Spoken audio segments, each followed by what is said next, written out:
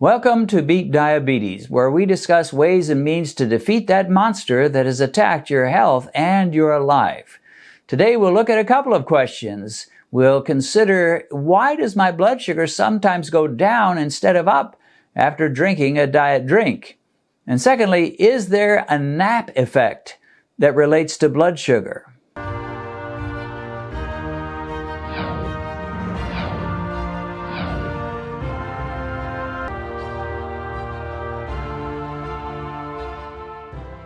So many questions and comments are placed under my videos. You would do well to read them and join in the conversation by all means.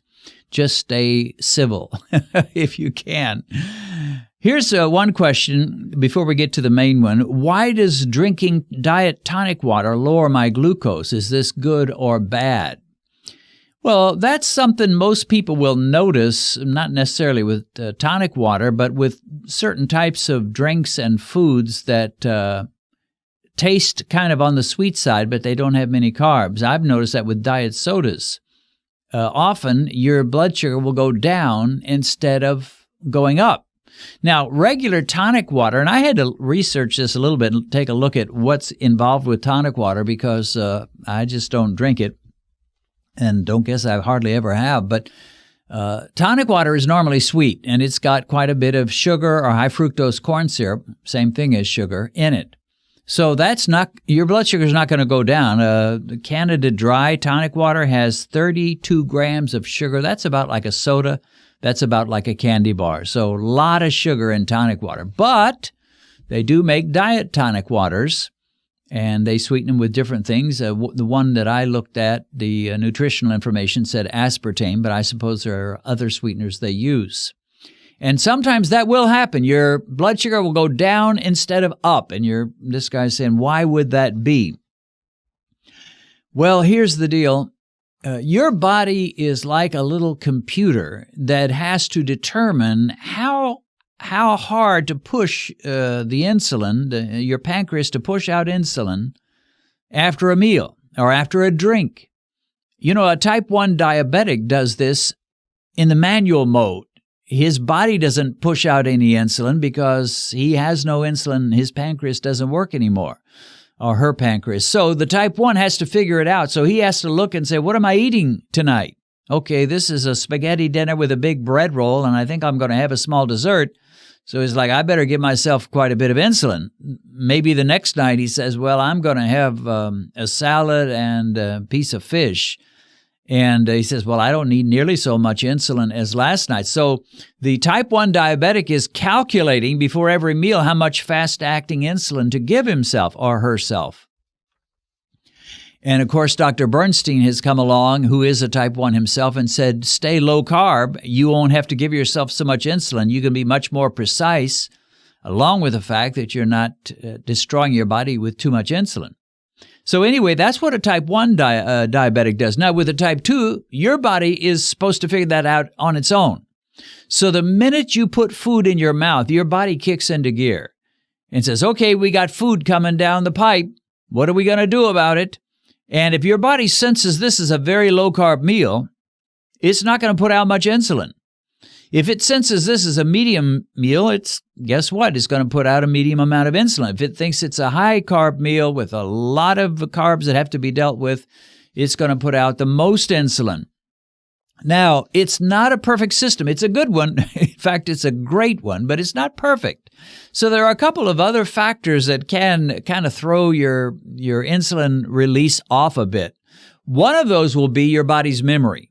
If you've been eating low-carb meal after meal, week after week, and your body's just used to that. Your body is just going, okay, another meal, another low-carb meal, don't need to worry too much, a little bit of insulin will do the job. If your body's used to that, and then suddenly you throw a huge high-carb meal at it, your body's going to be totally unprepared for that. Or the other way around. If your body's used to high-carb meals day after day after day, meal after meal after meal, and you're just jamming breads and starches and pasta and sweets and sugar and white flour products, just constantly, every meal your pancreas is going to be like, okay, here we go again. Let's dump out the insulin. Of course, that's a good way to wear your pancreas out and to wear your metabolic system out. But if you give yourself a low-carb meal after weeks of high-carb meals, you may trick your pancreas and your metabolic system. And you may, as a result, your body will produce too much insulin, really, for the meal you just gave it. That's why we warn people, if you're used to a standard diet, eating lots of carbs, and then you switch to a really low-carb diet, be careful and watch your blood sugar, because your body may get fooled for a little bit. It'll catch on after a while. Now, another aspect of the way your body evaluates how much insulin to release is just the taste of sweetness, because by and large, everything that is sweet is going to require quite a bit of insulin. So if your body tastes sweetness, it says to itself, hey, self, we've got a big job ahead. There's sweet stuff coming down, so let's release a lot of insulin. But of course, sometimes that sweet taste may be as a result of an artificial sweetener or something that really doesn't require hardly any insulin, like the diet tonic water this individual is speaking of. So you can trick it. Now, usually it's not like it goes way off the rails. It's usually just a slight decrease. So, for example, if you have a diet soda and your body tastes the sweetness and says, hey, we need to release a little insulin to cover all this sweetness.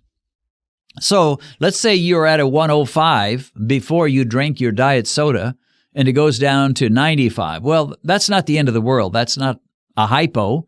It's just that your body got a little bit tricked. And so that's what this gentleman is referring to. It's kind of exciting and kind of fun to see that your glucose is lower after a diet drink than it was before. But on the other hand, you're making your pancreas kind of work when it doesn't have to. And the name of the game for diabetics and pre-diabetics and people with metabolic issues is don't make your pancreas work any harder than it really needs to. So there's no use shocking your pancreas into dumping extra insulin, even though it's not that much. And I doubt this fellow's talking about a hypo. He's probably talking about a drop of, 8, 9, 10 points, which is what I sometimes get if I will drink a diet soda. So that is the case. If you drink a diet soda, if you eat something that seems like it ought to be sweet and is sweet to your taste, but it is based on artificial sweeteners or stevia or erythritol or monk fruit, your body may be a little bit fooled and may put out a little more insulin than is necessary. So this individual says, thanks for all you do and sharing your insights with us. So very helpful. I do have a question about the dawn effect. I wish I had $1 for everybody that asks me about it. Does it affect everyone? Number one. Also, is there a nap effect where one's blood sugar is higher after a long nap? Now that's, I think, if my memory is correct, that's the first time anybody's asked me about the nap effect. So first, the dawn effect. Does it affect everyone? From what I've been able to tell and read and learn, yeah, it affects everybody, but not everybody the same way. Almost everybody's going to have a slight dawn effect, a slight rise in blood sugar as your body prepares for the day and sends out certain hormones. So, and then the other thing is some people that dawn effect kicks in before you wake up. So if you woke up at 4 a.m. to go to the bathroom, for example, and you tested yourself, and then you actually woke up for the day at 6:30, you may be higher at 6:30 in the morning than you were at 4 while you were in a dead sleep. So that is one thing. And for me, that doesn't really much happen. Usually when I first wake up, my glucose is about as good as it's going to be and as good as it has been throughout the night. So I don't notice that when I first wake up. I do, however, notice it after I've been awake for an hour or two. It tends to drift up and go a bit higher, even if I haven't eaten a thing or if I've just had my bulletproof coffee. Or even without that, it will tend to drift up, but not that much.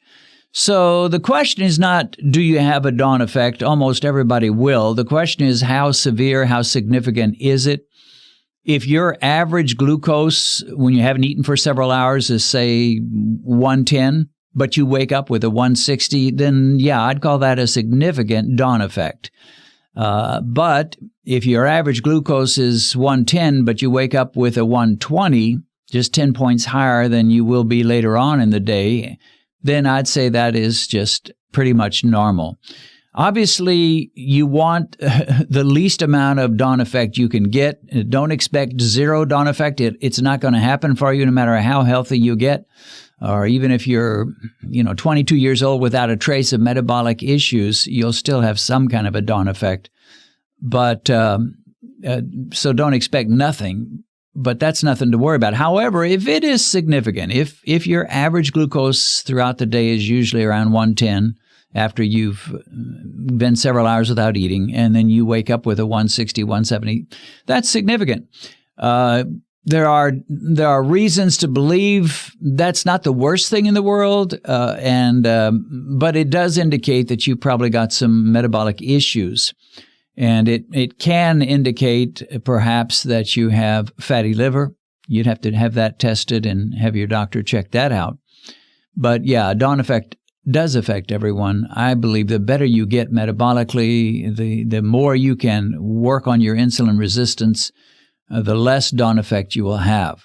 Now let's talk about the other issue, the nap effect. Like I said, I haven't heard that one before, but I'll tell you the truth. I've noticed that in my own life a couple of times. In my early days when I was just getting things figured out and testing myself a lot and getting upset when I would go up too high. And for me in those days, too high was 180 to about 210, 220. I've never seen my glucose in the 300s at all, not even 250, but I have seen it bounce over 200. And whenever that would happen, I didn't like it at all.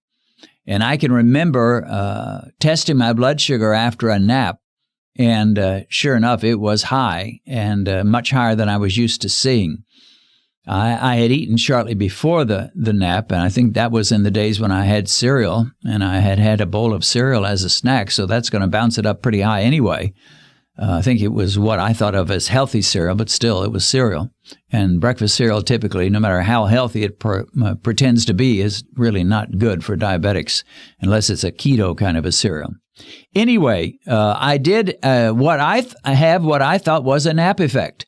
And when you think about it, a big part of diabetes is circulation. That's one reason you have so many problems with diabetes is your circulation gets poor and your blood doesn't flow. That's why people have their toes cut off, their feet cut off, their legs cut off, lousy circulation. Well, when is circulation at its worst? It's when you're the most idle, the most inactive. When is it at its best? It's when you're moving and active. And that's why a lot of people will have a meal and then they will go for a walk, and lo and behold, their blood sugar gets significantly better frequently after a walk. So why is that? Well, you're increasing your circulation. So having good circulation is very important. And that's one reason we want to exercise. We want to put some time on the elliptical trainer, the treadmill, or just going out for a walk. Get that blood moving, get your body moving, get your blood moving, get your circulation going. Well, a nap does just the opposite. A nap slows down everything. Now, that's not to say a nap is evil, but normally you wouldn't want to eat and then take a nap, especially if it's a higher carb meal. I mean, that's probably the worst recipe for high blood sugar there is. Eat a high carb meal, then go take a nap, and then see what your blood sugar has involved. Now, I haven't seen any studies. In fact, I don't know that I've ever heard anybody talk about the nap effect. All the guys that I listen to and read their books, I don't know that anyone has talked about it. But yeah, I've seen what seems to be the nap effect in my life. So if you're going to take a nap, which again is not illegal, it's not evil, but you don't want to eat a high carb meal, or really it's better not to eat at all just before taking a nap. Give your body a chance to process that meal, and then take your nap after your blood sugar is down at a decent range. All right, well, that's it for now. God bless. See you again soon. Probably most of you know my wife Benedicta, but few of you know the amazing paths God has led her to bring her to where she is today. Benedicta was orphaned at an early age and lived with an elderly stepmother growing to adolescence. They were so poor, Benedicta had to drop out of school and sell food door to door for them to survive. As a teen, Benedicta got a job as a housemaid, which developed into a nightmare. She was required to cook, clean, wash, take care of the children, and she had to get up at 4 a.m. every day just to get her work started. Worse than that, she was frequently beaten. At around 20, she moved to the huge city of Lagos, where she started her own little business. Sometimes she prospered, but at other times she nearly starved and went days at a time without eating. At one point, she became so sick she passed out in her room and nearly died. She found herself outside of her body, and she was able to see the splendors of heaven until she was sent back with a command to share her story. One day, however, her life changed when an American evangelist came to her community to preach, and of course, that was me. The rest, as they say, is history.